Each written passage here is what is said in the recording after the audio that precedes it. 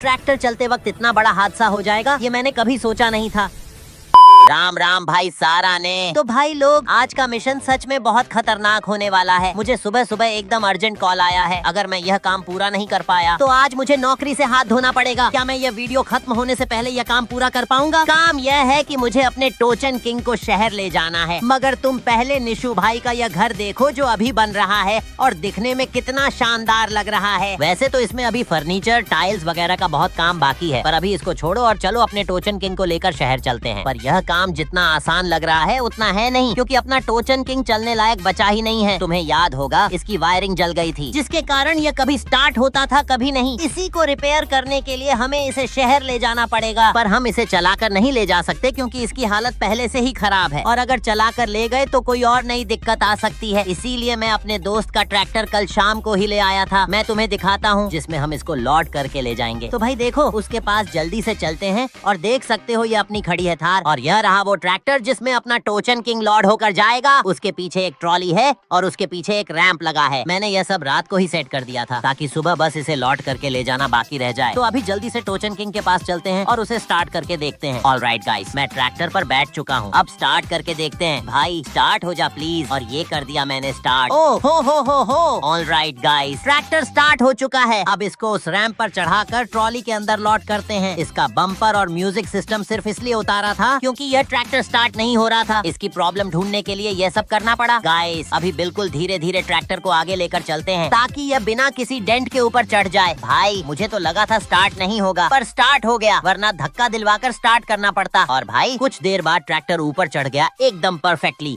बिना किसी दिक्कत के। अब इसे यहीं खड़ा करते हैं और हैंड ब्रेक लगा देते हैं, जिससे यह ट्रैक्टर ज्यादा आगे पीछे नहीं होगा और हमें ड्राइविंग में आसानी होगी। ओके, सारा काम हो चुका है। अब ट्रैक्टर को स्विच करते हैं। हो गए। अब हम आइसर की स्टीयरिंग पर आ चुके हैं और मैं रैंप तो पहले ही हटा दिया था। अब पीछे वाले गेट को क्लोज करते हैं। चलो, इसको भी बंद कर दिया है हमने। अब जल्दी से ट्रैक्टर को ड्राइव करके शहर की ओर लेकर चलते हैं। और अब मैंने ट्रैक्टर को आगे बढ़ाना शुरू कर दिया है। बिल्कुल धीरे धीरे लेकर चलेंगे, क्योंकि भाई पीछे एक काफी बड़ा मॉन्स्टर बैठा है। आज वह ट्रैक्टर आज किसी के सहारे जा रहा है जो 3-4 ट्रैक्टरों को कहीं से भी निकालने का दम रखता था। और भाई तुम मुझे बताओ, कौन कौन निशु भाई को मिस करता है? अगर तुम भी निशु भाई को मिस करते हो तो वीडियो को लाइक करके कमेंट में वाला इमोजी स्पैम कर दो, जिससे मुझे भी तो पता चले कि कौन कौन निशु भाई को मिस करता है। और गाइस, मैं अभी ना थोड़ा ड्राइविंग पर फोकस करता हूँ, क्योंकि मेरी ड्राइविंग तो वैसे ही है जैसे सल्लू भाई की। और भाई मुझे इसे जल्दी से लेकर जाना पड़ेगा, क्योंकि बेनी भाई भी किसी की शादी में जाने वाले हैं, तो वह आज अपना गैराज जल्दी ही बंद कर देंगे। तो अब बिना किसी बातचीत के जल्दी से अपने ट्रैक्टर को फुल स्पीड पर भगाते हैं। पर गाइस, सामने क्या रखा है मेरे रास्ते में? हमेशा कुछ न कुछ तो आता ही रहता है। लगता है यहाँ पर कोई ट्रक वगैरह पलट गया है। देखो ना गाइस, यहाँ कितनी सारी बोरियां पड़ी हुई हैं। अभी यहाँ साइड से निकल जाते हैं। और लो भाई, सामने एक और नई मुसीबत आन पड़ी है। अगर गाइस हम इसको राइट साइड से निकालेंगे तो अगर गलती से ट्रैक्टर स्लिप हुआ तो समझो इन सबको किसी ट्रक में डाल के जाना पड़ेगा। तो इसीलिए लेफ्ट साइड से निकालना सेफ रहेगा। और अब टर्न करते हैं इस ट्रैक्टर को लेफ्ट साइड की ओर। बिल्कुल धीरे धीरे ले जाना पड़ेगा। यहाँ पर भी एक पेड़ है, अगर इसको टच हुआ ना तो फिर कोई नई प्रॉब्लम आन पड़ेगी। आराम से निकालते हैं। और ये निकल गया। और ये है कौन जो बीच रास्ते में कुछ न कुछ तो डाल के ही चला जाता है। देखो गाइस, यहाँ पर ये रोल और गट्ठर काफी ज्यादा पड़े हुए हैं, और ये इतने हैं कि इनसे पूरा रास्ता ब्लॉक है। अब हम पहुँच गए हैं सबसे खतरनाक हिस्से पर, संकीर्ण पुल। यहाँ बैलेंस बनाए रखना बहुत बहुत जरूरी है। एक तरफ गहरी खाई, दूसरी गट्ठर का ढेर। यहाँ एक गलती की भी गुंजाइश नहीं है। धीरे धीरे एक्सेलरेटर दबा रहा हूँ। ट्रॉली हल्का सा डगमगाई। मेरा दिल धक धक करने लगा था, लेकिन संभाल लिया हमने। अगर ट्रॉली थोड़ी भी उस साइड हुई तो समझो पल भर में खेल खत्म। और कुछ देर काफी फोकस से ड्राइविंग करने के बाद हम इस खतरनाक जगह से फिलहाल निकल चुके थे। अभी सफर लंबा है, लेकिन आत्मविश्वास बढ़ गया है। और भाई ये जेसीबी भी चल रही है जो कि इन पत्थर को यहाँ से अलग करेगी। चलो गाइस, अभी तो हम चलते हैं फिलहाल। अब हम शहर वाली सड़क पर पहुँच चुके हैं। यहाँ एक हमारा छोटा सा चैलेंज भी है, ट्रॉली और ट्रैक्टर को बिना किसी नुकसान के गैराज तक पहुँचाना। बीच बीच में गाड़ियाँ अचानक सामने कट मार देती हैं। ऑटो वाले तो जैसे आज बदला लेने निकले।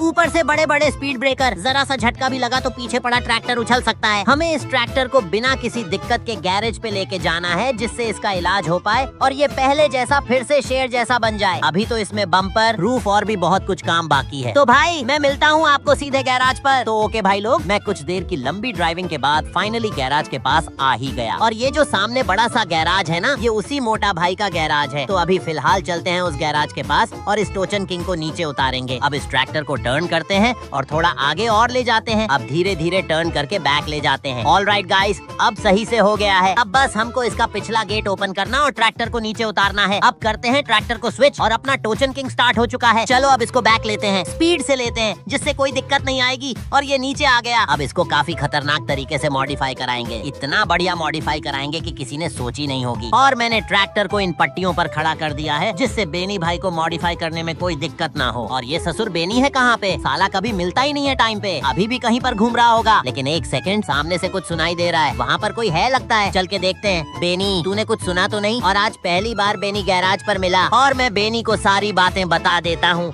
जिससे वो अपने ट्रैक्टर को अच्छे से चेक करके ठीक कर दे। और इसे देखो, पूरा मतलब इन टूल्स में घुसा हुआ है। अरे मोटा भाई, अपने टोचन किंग को चेक करके मॉडिफाई कर दो। और भाई कुछ देर मोटा भाई से बात करने के बाद ये बोल रहे हैं कि बस 10 मिनट बाद वर्कर आ रहे हैं, उसके बाद हम ट्रैक्टर को मॉडिफाई करते हैं। Few moments later.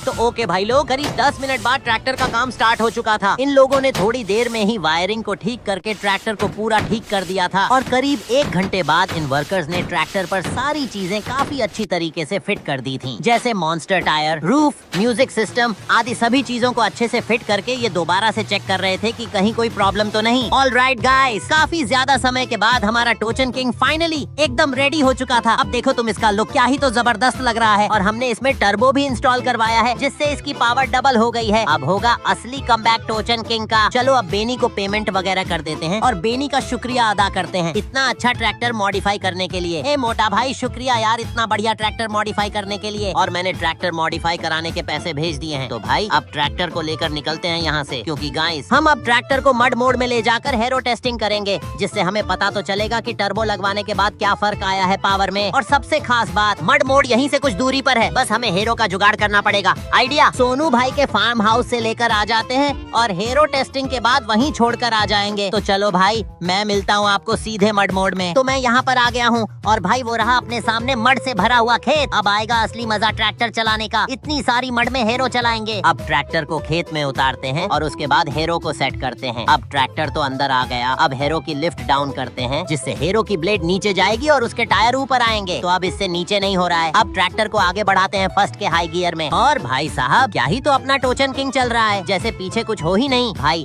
मजा आ गया ट्रैक्टर मॉडिफाई करा के। वैसे मानना पड़ेगा बेनी को, क्या ही तो तगड़ा मॉडिफाई किया है और क्या ही तो खतरनाक टर्बो डाला है इसके अंदर। अपना टोचन किंग फिर से पहले जैसा हो गया। और ये इतना स्लिप क्यों हो रहा है? लगता है ट्रैक्टर के बैक व्हील पर लोड कम पड़ रहा है, इसीलिए मैं थोड़ा सा हेरो की लिफ्ट ऊपर करता हूँ जिससे दोनों टायर पर लोड आए और ये आगे बढ़ पाए। ओ हो भाई, मजा आ गया आज हेरो पर ट्रैक्टर चलाकर। क्या ही तो स्मूथ चल रहा है बिना किसी ज्यादा दबाव के। और ट्रैक्टर आरपीएम भी नहीं तोड़ रहा है। जैसे ही एक्सीलरेट करो वैसे ही शेर की तरह दहाड़ मार के आगे चल पड़ता है। पर भाई ये कहीं से जलने की स्मेल कहाँ से आ रही है? भाई मुझे तो लग रहा है कि शायद न्यू टर्बो है ना, शायद वो हीट हो रहा है जिससे जलने जैसी स्मेल आ रही है। कोई ना गाइस, इतना तो सभी ट्रैक्टर में होता है जिनमें न्यू टर्बो फिट की जाती है। और ये सोचकर मैं ट्रैक्टर को लगातार करीब 1 घंटे से फुल आरपीएम पर चला रहा था। और जैसे जैसे टाइम बढ़ता गया वैसे वैसे जलने की स्मेल भी बढ़ती गई, पर मैं उसको इग्नोर करता गया। मैं समझ रहा था कि ये एक नॉर्मल चीज है। पर काफी ज्यादा देर ट्रैक्टर चलने के बाद मैंने सोचा क्यों ना ट्रैक्टर का बोनट ओपन करके देखूं क्या प्रॉब्लम है। और मैं ट्रैक्टर से नीचे उतर कर देखता हूँ, तभी अचानक से आग लग जाती है और ये आग बढ़ती ही जाती है। और ये देखकर आसपास के लोग आकर आग बुझाने में मेरी मदद करने लग जाते हैं, पर अफसोस वो आग नहीं बुझ पाती है।